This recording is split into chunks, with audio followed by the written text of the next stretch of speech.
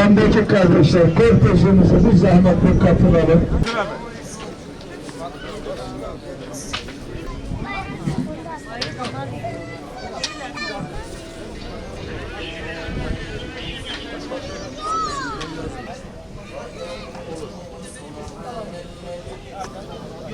تعال تعال تعال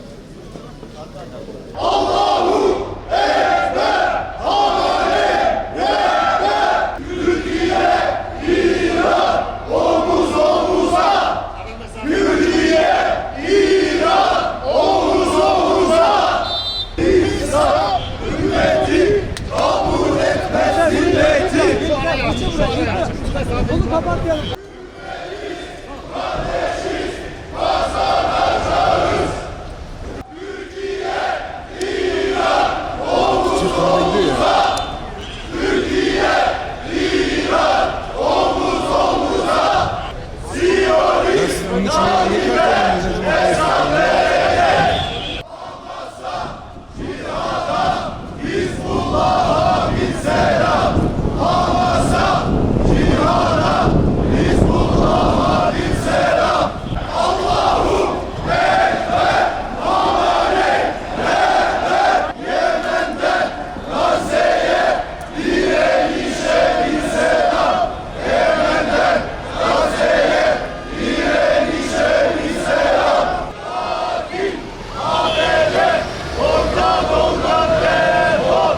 Bugün rahmetli İmam Hümeyni'nin bizlere miras olarak bıraktığı Kudüs gününde zalimlere ümmet olduğumuzu, kardeş olduğumuzu, vahdet olduğumuzu göstermek için bir araya geldik. Euzubillahimineşşeytanirracim. Bismillahirrahmanirrahim. Ma kana alen nebiyyi min haracin fîmâ faradallahu leh. Sünnetallahi fillezîne halev min qabl ve kâne emrullahi kaderen maqdûrâ.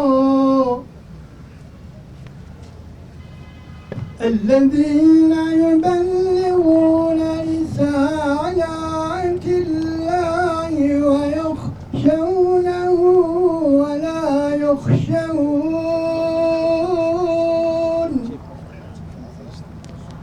ve lâ yukhşevûne ahaden illallâh ve kefâ billâhi hasîbâ. في هذا اليوم يوم القدس العالمي الذي أراده آية الله الخميني رحمه الله في رسالة إلى المسلمين جميعا، رسالة وحدة ورسالة تكاتف. Rahman ve Rahim olan Allah'ın adıyla bugün Dünya Kudüs günüdür ki Ayetullah Hümeyni bununla Müslümanların birliği ve dayanışmasını hedeflemiştir. لأنه لا يريد أن تبقى القدس أسيرة وأن يبقى الصهاينة يحتلونها ويأسرون المسجد الأقصى المبارك. Mescid-i Aksa'nın esir kalmasını istememiştir. Siyonistler tarafından mübarek Mescid-i Aksa'nın işgal edilmesini ve Kudüs'ün esir kalmasını istememiştir çünkü. لذلك أراد هذا اليوم ليذكر العالم أن القدس في خطر وأن القدس يحتله الصهاينة.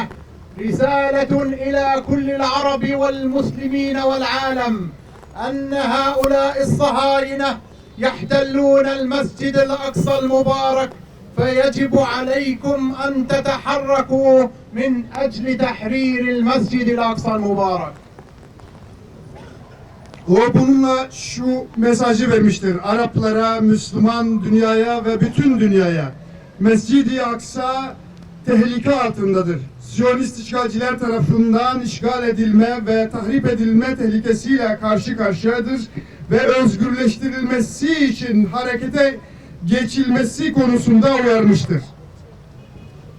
إن العدوان الذي بدأ على إيران هو قبل ذلك بدأ على غزة وفلسطين ثم بدأ على لبنان وبعد ذلك على اليمن وأخيرا على إيران.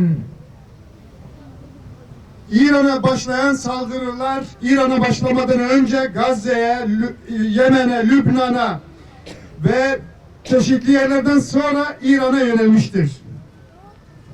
وهذه رسالة للأمتين العربية والإسلامية أنه لن يقف هذا العدوان على إيران أو غزة أو اليمن، بل أن هذا العدوان سيستمر إذا صمت العرب والمسلمون على هذه الجرائم.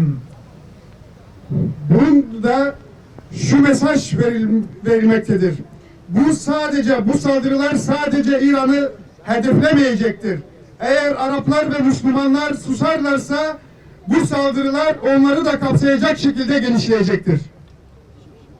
إن إسرائيل اليوم صهاينة اليوم يخططون لإقامة إسرائيل الكبرى، وهذه تأتي من النيل إلى الفرات. لذلك نقول في هذا اليوم إذا لم يتحرك الجميع فسيكون الدور على كل الدول العربية والإسلامية. Siyonistler Büyük İsrail projesi öngörüsüyle Nil'den Fırat'a kadar her yeri işgal etme planları vardır. Bundan hareketle diyoruz ki eğer susarsanız sıra herkese gelecektir. Bismillahirrahmanirrahim. Bugün burada kıtaların birleştiği, tarihin susturulamayan tanığı İstanbul'un kalbinde, kalbi Mescid-i Aksa ile atanlar, ruhu Gazze'nin izzetiyle yıkananlar olarak toplandık. Bugün bir direniş yemini, bir vahdet beyanı ve emperyalizmin suratına çarpılan bir hakikat tokadıdır. Kardeşler, sesimizi duyun. Gazze ve Filistin bizim onurumuzdur. Aylardır tarihin gördüğü en büyük soykırımlardan birine direnen Gazze, bugün insanlığın vicdan hattıdır. Siyonist işgalci İsrail vahşeti karşısında düz çökmeyen Filistin halkı ümmetin izzetini omuzlarında taşımaktadır. Buradan ilan ediyoruz. Kudüs özgürleşene, işgalci çete toprağımızdan temizlenene kadar susmayacağız ve durmayacağız.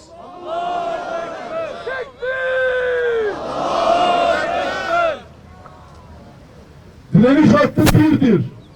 Bölünemez. Selam olsun Gazze'nin yiğit evlatlarına.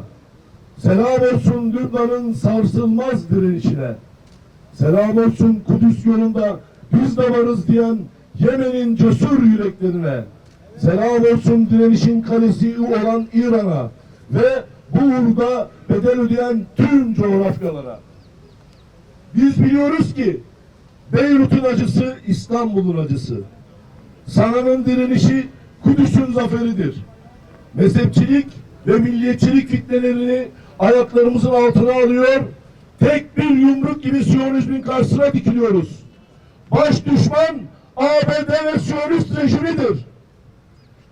İsrail bölgeye saplanmış bir hançer.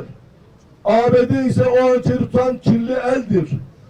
Bu zulüm sadece Tel Aviv'de değil, Washington'un karanlık koridorlarında planlanmaktadır. İslam coğrafyasını parçalamak isteyen Büyük Orta Doğu projelerine, normalleşme ihanetlerine ve emperyalist kuşatmalara geçit vermeyeceğiz. Bizim için büyük şeytan ABD ve onun karakolu olan Siyonist rejim insanlığın ortak düşmanıdır. Ey Müslümanlar!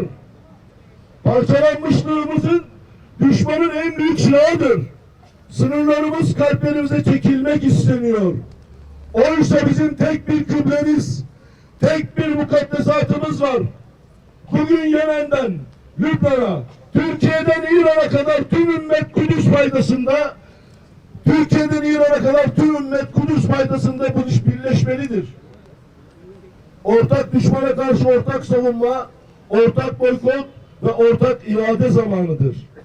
Biz kalbi Kudüs davası için atan Müslümanlar olarak bugün buradan ilan ediyoruz.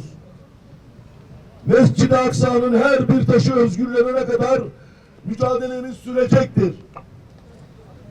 Filistin davası satanları, işgalciyle normalleşenleri, ilişkileyenleri, sürdürenleri tarih ve ümmet asla affetmeyecektir.